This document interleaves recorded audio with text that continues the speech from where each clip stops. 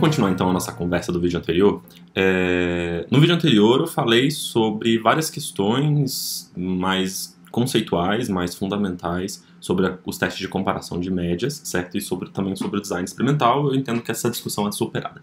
A partir desse vídeo e dos próximos, eu vou me dedicar mais a mostrar para vocês como esses testes podem ser implementados e executados no R. Bacana? E outras questões conceituais que forem surgindo vão sendo discutidas ao longo do caminho. Vamos lá? Então, tá aqui o código, certo? Em primeiro lugar, eu vou executar o meu chunk de setup, para ele padronizar e deixar simpáticos os meus gráficos, caso apareçam algum, mas eu acho que não vai aparecer. E agora eu vou executar esse primeiro chunk. O que ele vai fazer? Ele, na primeira linha, carrega a biblioteca HMISC, que vocês já conhecem. Ele vai carregar também um data frame que está armazenado no arquivo enem_exemplo.dat. Esse data frame foi um data frame que eu mesmo construí a partir dos microdados do Enem. E ele filtra esses microdados do Enem, certo? Ele filtra algumas 500 mil observações e 16 variáveis, se não me engano. Depois, como eu não estou interessado em analisar 500 mil observações nesse momento, eu estou interessado, gente, em construir um cenário que se aproxime um pouco daquilo que você poderia obter com dados coletados na sua turma, certo? Numa turma onde você dá aula, bacana? Então eu estou imaginando que essa turma tenha no máximo 50 alunos, né? E tenha, sei lá, dividido mais ou menos no meio entre meninos e meninas, ok? E como são dados do Enem, eu vou adotar como questão de pesquisa aqui pra gente, certo? Eu quero saber, então, qual é o poder preditivo de uma certa variável categórica sobre uma variável escalar. E eu vou eleger que essa variável categórica é o sexo e essa variável escalar é o desempenho em ciências da natureza. Então nós vamos testar a partir de agora em que medida o sexo do estudante é capaz de predizer o desempenho em ciências da natureza desse estudante, tá bom? Isso numa amostra que tem um tamanho total de 50 observações, um total de 50 participantes de pesquisa. Vamos fazer isso juntos, então?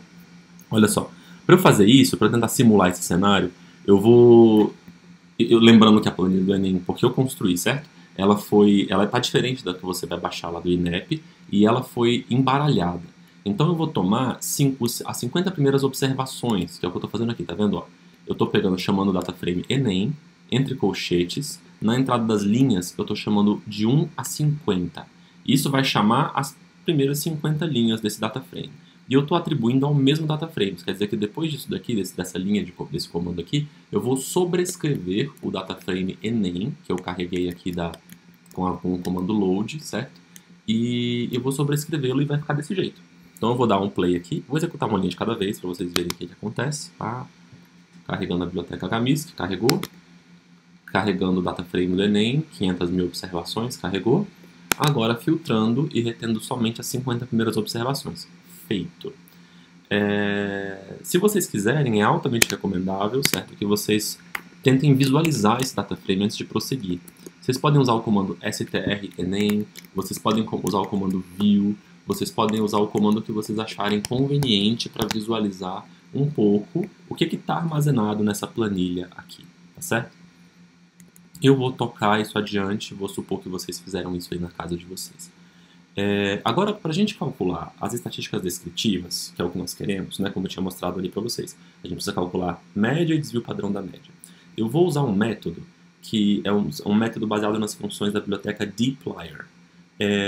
Esse método é um método mais interessante, mais versátil, porque diferente de outras funções, como a função describe da biblioteca HMISC, que nós já conhecemos, esse método permite que você construa a tabela de estatísticas descritivas do jeito que você quiser, certo? Então, ela vai ficar com a sua cara. Então, se você quiser calcular médias, ela calcula médias. Se você quiser calcular desvio padrão, ela calcula. Se você quiser calcular assimetria, kurtose, ela calcula, certo? E eu vou ensinar vocês como que vocês fazem isso agrupando, e é uma tabela agrupada, certo? Por variáveis categóricas, que vocês também são capazes de especificar. Bacana, pessoal? É isso, então a gente vai aprender a construir tabelas customizadas de estatísticas descritivas. Vamos lá?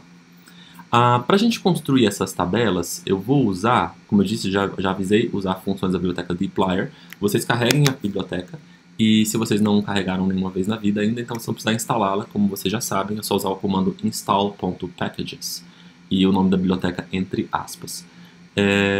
Observem que aqui tem uma coisa estranha, né, nesse comando. Ele é um comando que ele tem uma organização diferente, ele não é uma linha, né? E ele tem esse operador aqui, que é um percentual maior que percentual.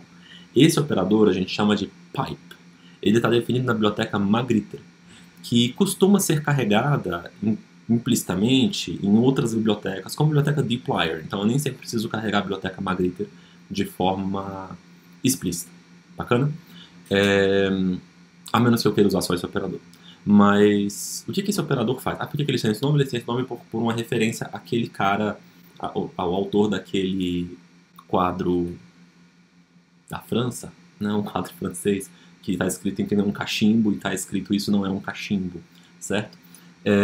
Aquele cara deve se chamar Magritte, ou Magritte, e o R no final deve ser do R, enfim, whatever, isso não importa tanto. Mas o que é importante então? O que é importante é que esse operador é um operador cachimbo, certo? E a ideia é que você possa, como que num cachimbo, você queima algo aqui e a fumaça sai do outro lado. Então ele transporta o resultado de uma operação de um lado para o outro.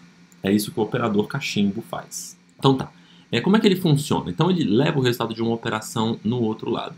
Ele permite que a gente... Por que ele é importante? Ele permite que a gente escreva funções compostas de maneira mais amigável, por exemplo. Ao invés de escrever isso aqui, ó, A de B de C de X, certo? Eu posso escrever uma outra coisa. Mas antes disso, né, o que quer dizer essa função? O que quer dizer um comando com essa estrutura aqui? Isso aqui quer dizer o seguinte: o interpretador vai bater o olho nisso daqui. A primeira coisa que ele vai fazer, como nós já discutimos, é resolver C de X. E ele vai calcular um Y, que é o resultado de C de X. Vai jogar o resultado em B. Aí ele vai calcular um Z, que é o resultado de B de Y. E vai alimentar a função A. E a função A vai dar um resultado final, e é isso que ele vai publicar, certo? Quando as funções estão muito grandes, tem muitos parâmetros, esse A, B, C de X não fica assim tão bonitinho da gente entender e ler. O código fica difícil de ler quando ele vai ficando muito complexo. Então a gente usa esse operador pipe para tornar o código mais legível. Essa é a finalidade dele. Mas ele não faz nada de novo, ele faz exatamente... ele permite escrever de forma mais legível essa composição de funções quando ela acontece. Então tá. Como que a gente usa o operador pipe? Primeiro você pega... Então ao invés de você escrever... você vai escrever com o operador pipe, você vai escrever essa linha de comando em um conjunto de linhas na ordem em que essas linhas esses comandos são executados. Por exemplo, a primeira coisa que você faz naquele A de B de C de X, certo? É tomar o X. Então você pega o X e você põe no cachimbo, certo? Você põe o X no cachimbo, que é esse percentual maior que percentual, e você alimenta o resultado na função C. Aí aqui eu não ponho parâmetro nenhum, porque o X vai ser inserido como parâmetro da função, certo? Aí eu pego o resultado disso e ponho no cachimbo de novo. E alimento na função B. Sem parâmetros, né? Porque o resultado de C de X vai entrar em B. Aí eu pego o resultado e alimento na função A com esse resultado. Então isso daqui, gente, é uma maneira da gente escrever essa mesma linha de comando aqui. Bacana? Se você preferir, você pode não escrever assim uma debaixo da outra. Eu sempre vou escrever uma debaixo da outra. Mas você pode escrever assim também, o interpretador também entende, certo? Do mesmo jeito. Bacana? Então essas duas coisas aqui são equivalentes, certo? Essas duas linhas que eu escrevi, a de cima e a de baixo. Sendo que a de baixo ela está mais aberta, né? Ela está mais fácil de ler. Você vai lendo as operações na ordem que elas vão acontecendo, na mesma ordem da sua leitura. Ali na de cima você tem que meio que ler de dentro para fora, de trás para frente, tem que ler numa ordem meio esquisita, tá bom? Então, quando a gente vai trabalhando com funções, combinações de funções um pouco mais complicadinhas, e a gente quiser explicitar o que está acontecendo, a gente vai usar o operador pipe. Vamos lá? Agora vamos às funções específicas da biblioteca Magritte, da biblioteca dplyr. Como é que a gente vai fazer? Primeiro a gente vai pegar aqui o dataframe ename e você vai pôr no cachimbo. Você vai fumar o dataframe ename.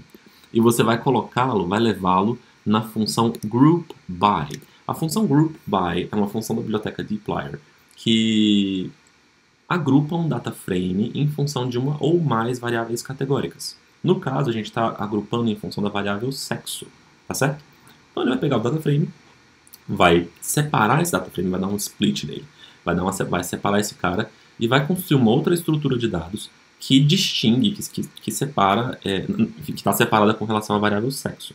E essa estrutura vai ser levada, joga no cachimbo de novo, tá vendo? Fumou, jogou na função summarize. E a função summarize é a função que faz toda a mágica, certo? Nos argumentos da função summarize, você vai listar as estatísticas descritivas que você deseja que sejam calculadas com respeito ao data frame que foi agrupado pela função groupBy, certo? Então, que estatísticas são essas? Aqui no meu primeiro exemplo, eu estou usando as notas de ciências da natureza, ciências humanas, linguagens e códigos e matemática, certo?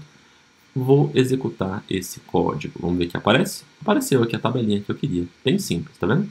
Cada linha é uma categoria da variável categórica que eu usei para agrupar, no caso sexo. Cada coluna seguinte é a estatística descritiva solicitada, avaliada com relação a cada grupo, certo?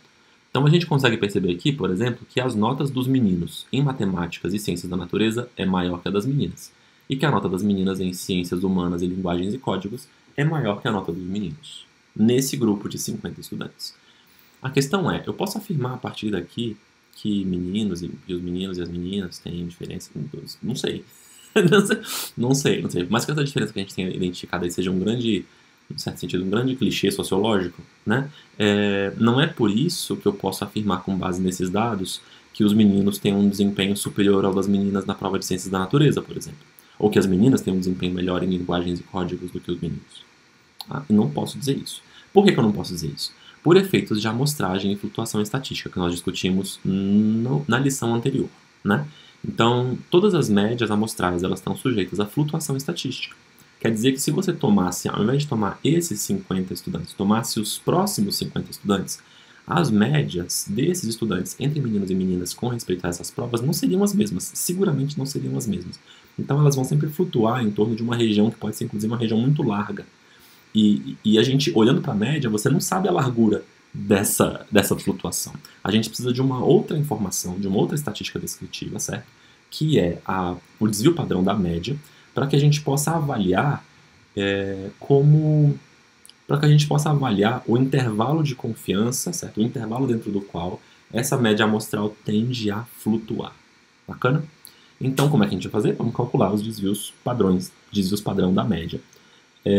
Eu vou fazer isso aqui no próximo bloco. E observem o seguinte, agora eu vou me concentrar, por simplicidade, eu vou me concentrar nas notas de ciência da natureza, tá bom? Vejam que o código é igual. O que mudou? Mudaram as entradas da função summarize.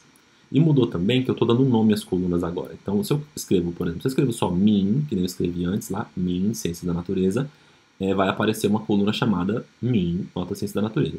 Mas eu quero que a coluna tenha um outro nome, eu quero chamar essa coluna de média, tá bom? Porque eu já sei que é de ciência da natureza. Então eu escrevo média, lá dentro do summarize, eu escrevo média igual a min, nota ciência da natureza. Eu quero uma outra coluna nessa tabela chamada desvio padrão da média, então dp.média, certo? E como é que a gente calcula o desvio padrão da média, certo? Lembrando, olhem lá. Então, o desvio padrão da média é calculado dividindo o desvio padrão amostral, que pode ser calculado pela função SD, e você divide isso pela raiz quadrada da quantidade de observações naquela amostra, naquele grupo. Bacana? No caso, cada grupo de meninos e meninas vai ter uma quantidade de observações diferente, né? Em princípio.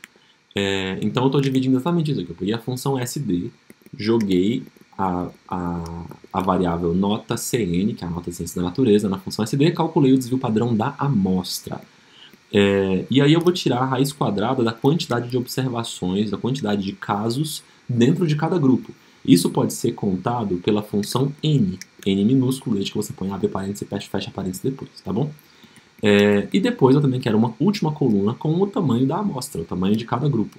Então eu escrevo, essa coluna vai se chamar N e o resultado dela é a função N, certo? Vou executar esse código e vocês vão ver o que acontece. Olha que bonitinho, apareceu minha tabela, simples assim. Agrupada por sexo, masculino e feminino. Aqui estão as médias em ciência da natureza que nós já sabemos como eram. E aqui estão os desvios padrão e aqui o número de elementos em cada amostra, ou em cada subamostra de meninos e meninas. Observem que por uma razão, sei lá, qualquer, por aleatoriedade da seleção, apareceram 32 meninas e 18 meninos. Ao mesmo tempo, o desvio padrão da média entre os meninos é maior do que o desvio padrão da média entre as meninas. Por que isso ocorre? Importantíssimo vocês saberem por que isso ocorre. Isso ocorre por um motivo que nós já discutimos num vídeo anterior. Então, todas as médias amostrais flutuam, estão sujeitas à flutuação estatística devido ao processo de amostragem. Quando as amostras são muito pequenas, ou são pequenas simplesmente, essas flutuações são maiores, elas são mais pronunciadas. Quando as amostras são mais numerosas, existe uma redução da flutuação estatística em torno da média populacional. Isso quer dizer o quê? Que, de alguma maneira, essa nota aí de ciências da natureza, média, nessas amostras, ela está relacionada à média na população de meninos e meninas, certo?